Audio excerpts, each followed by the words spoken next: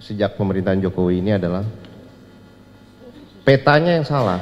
Jadi map yang ditaruh di atas mejanya Jokowi ini salah. Peta ini diajukan oleh para Taipan, ya. Mereka memberi gambaran situasi, ya kan? Para Taipan ini, seluruh Taipan Indonesia yang berdiri di belakang Jokowi ini adalah Taipan binaan Amerika. Seluruhnya.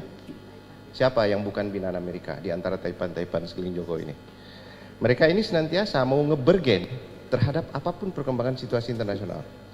Cina masuk, kalau bilang sama Cina, kalau lu nggak sama gua, gue bikin kacau. Amerika masuk, kalau lu nggak sama gua, gue bikin kacau. Dia bikin kacau di sini. Taipan ini kerjaan bikin kacau. Dia mengacaukan keadaan supaya siapapun rejim berkuasa tetap bersandar sama dia. Nah, jilalah para Taipan ini sedang menghadapi masalah keuangan yang rumit. Maka tadi adalah penjarahan uang-uang jam sostek, BPJS, apa dijarah semua sama mereka nih. Taspen, jam Askes, Asabri diambil semua mereka. Mereka berusaha, mereka memakai semua sumber daya ekonomi nih. Yang tadi dibilang Bang Ihsan, sebetulnya mereka kaya itu dari BUMN-BUMN ini. TPPI aja udah jadi sampah, udah jadi bangkai, dibeli lagi yang Pertamina. Siapa yang lakukan? Bisa sampai begitu mereka sekarang ini. Nah, Taipan yang menyerahkan map kepada Jokowi karena mapnya salah, maka kelirulah semua langkah presiden ini. Ya kan? Sementara di bagian lain ada perubahan dunia yang bergerak lurus, nggak mau kompromi. Ya kan? Seluruh baper-baper lama, Taipan kotor, penyimpan uang kotor ini semua ini hendak disingkirkan di dalam tatanan ekonomi global sekarang. Karena ekonomi dunia menghadapi keadaan unbalance. Uang kotor itu sudah terlalu mendominasi dunia. Maka tahun 2015 Sri Mulyani itu menulis artikel judulnya Dirty Money and Development. Uang kotor dan pembangunan katanya. Jadi menteri dia. Kenapa dia menulis begitu? Kenapa beraninya seorang yang kemudian menjadi menteri, mantan Bank Dunia, Direktur Bank Dunia, menulis uang kotor dan pembangunan? Uang kotor itu apa? Uang hasil drug, prostitusi, money laundry, kejahatan keuangan, macam-macam. Perdagangan senjata, itu kriminal semua. Narkoba mau dibawa oleh dia menjadi modal pembangunan untuk mengatasi kemiskinan. Baca, tulis saja, itu ada artikelnya Bu di media internasional, judulnya Sri Mulyani Dirty Money and Development, uang kotor dan pembangunan. Pada uang kotor dan pembangunan, itulah proposal Taipan ini ternyata.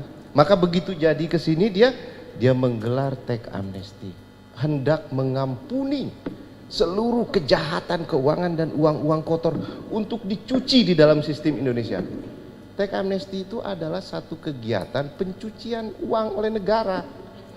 Karena dia tidak mau tahu lagi asal usul uang dicuci oleh negara, jadi legal, masukin ke APB, bayar denda ke APBN, uangnya dikembalikan ke pemiliknya. Itulah proposal dia dan diterima, ya kan? Tapi ternyata yang nggak ditolak oleh internasional, nggak mau uang masuk, katanya janji 10.000 triliun masuk, nggak mau, karena uang ini sedang dihadapkan oleh gerak lurus perubahan, namanya transparansi, ICT, Automatic Exchange Information, dan satu lagi adanya mekanisme pertukaran informasi keuangan yang didasarkan pada pemidanaan kasus kejahatan keuangan seluruh dunia sekarang sedang berlangsung, namanya MLA, Mutual Legal Assistance. Akhirnya tanda tangani juga terpaksa oleh Jokowi 2018, awal 2019 mulai akan dijalankan, tapi tidak dijalankan, justru mereka menjalankan tax amnesty karena map dari para Taipan ini tax amnesty, nanti uangnya masuk Pak. Sekarang map lagi ditambah lagi omnibus law, map baru lagi tawarin, padahal udah dikasih tahu bukan begini caranya jalankan MLA, sita semua uang itu, kan tinggal dikasih datanya Mas Wis, sudah ditandatangani lagi. Apa yang ditandatangani Jokowi kalau bukan tentang data-data itu, pertukaran itu yang ditandatangani Menkumham, pertukaran informasi berbasis informasi kejahatan keuangan berbasis pemidanaan kasus kejahatan keuangan. Jadi pidana dulu, makanya KPK bilang Samsul Nur Salim akan kita adili dengan MLA seluruh kejahatan korupsi BLBI yang segala macam, yang diperkirakan uangnya disimpan di internasional itu ada 4.000 di Singapura dan ada 9.000 di Swiss, 9.000 triliun. Jalannya sudah ada untuk perubahan, tapi Jokowi memakai peta para Taipan, mengampuni kejahatan keuangan mereka, memberi konsensus sumber daya alam lebih jauh lagi kepada mereka. Kalau mau ditanya jalan keluarnya, gampang Jokowi bikin jalan keluar.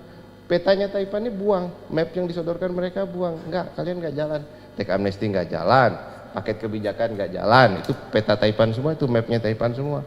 Lalu Omnibus Law pasti berantakan lagi. Menambah tadi yang dibilang Bang Ihsan, menambah ketidakpastian regulasi, menambah ketidakpatuhan kepada regulasi. Dari bayangin aja 70 undang-undang mau disatuin. Kita aja gugat ke MK sama Pak Din cuma satu kata kita gugat, kata dapat, kata ini gitu, kita minta dihapus. Dia enak aja 70 mau disatukan. Orang gila kali. Iya itu namanya. Mending kembali ke Undang-Undang Dasar 45, kembali ke GBHN ya kan? Wah itu baru benar Jokowi. Sekarang dia keluarkan dekret, kembali dia ke Undang-Undang Dasar 45, lalu kembalikan fungsi MPR, MPR menetapkan GBHN, dia nggak perlu Omnibus Law, selesai semua urusan. Kenapa dia repot-repot ngikutin jalan Taipan yang sudah 3 kali salah? Paket kebijakan 14 salah semua, nggak ada hasil sama sekali, ya kan? Tambah lagi teks amnesti 0 tambah 0, nggak ada hasil sama sekali. Sekarang dia mau bikin kacau lagi pakai Omnibus Law, bikin gejolak sosial, bikin kerusuhan seperti di Hong Kong, bikin lagi seperti di India, bikin lagi seperti di Amerika Latin. Sebab kalau ada kerusuhan Pak, uang enak dia masukin.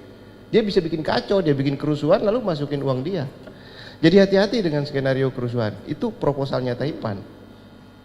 Bagi saya Jokowi perlu untuk berpikir sehat, ya. Buang semua peta-peta para Taipan ini, map-map yang disodorkan mereka ini semua penipuan. Yang perlu dia lakukan sekarang adalah membenahi jalannya negara, bukan Omnibus Law tapi kembali ke Undang-Undang Dasar 45. Kembalikan fungsi MPR, tetapkan GBHN, udah selesai semua. Urusan kekacauan konstitusi bisa ditata kembali lewat jalur itu. Saya kira itu jalan keluarnya. Masalah orang, udahlah nanti orang lahir sendiri. Yang berani-berani akan muncul. Yang jagoan-jagoan akan muncul sendiri. Nggak usah kita cari-cari orangnya. Bagaimana Bang? Makasih. Yang menderita ini para Taipan. Mereka ini tersandra, benar-benar tersandra. Mereka nggak bisa bergerak sekarang. Maju kena, mundur kena. Oh mereka paling sengsara Bu. Orang punya duit akan kehilangan duit paling besar itu paling sengsara. Iya kan? Maka sekarang misalnya ada ini kejadian virus corona. Ini akan semakin menambah tekanan bagi mereka. Rakyat biasa-biasa aja.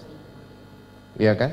Yang paling menderita sekarang di era-era pembersihan seluruh kejahatan keuangan secara internasionalnya adalah mereka, karena mereka akan kehilangan posisinya sebagai baper politik, habis, dipermalukan, bisa dipenjara, bisa dipidana, bisa diadili, bisa masuk bui. Kalau mereka semua ini masuk bui, selamat bangsa kita. Kita bisa kembalikan semua kekayaan yang digarong dari sejak pemerintahan Orde Baru sampai dengan saat ini. Pakai mutual legal assistance, pertukaran informasi keuangan berbasis pemidanaan kasus kejahatan keuangan yang dilakukan selama berpuluh-puluh tahun di Indonesia. Selesai masalah. Jadi nggak usah khawatir dengan proposal ini. Jadi kita nggak perlu tidak setuju dengan proposal ini. Ini proposal yang benar. Masalah Jokowi akan selamat atau enggak urusan dia lah.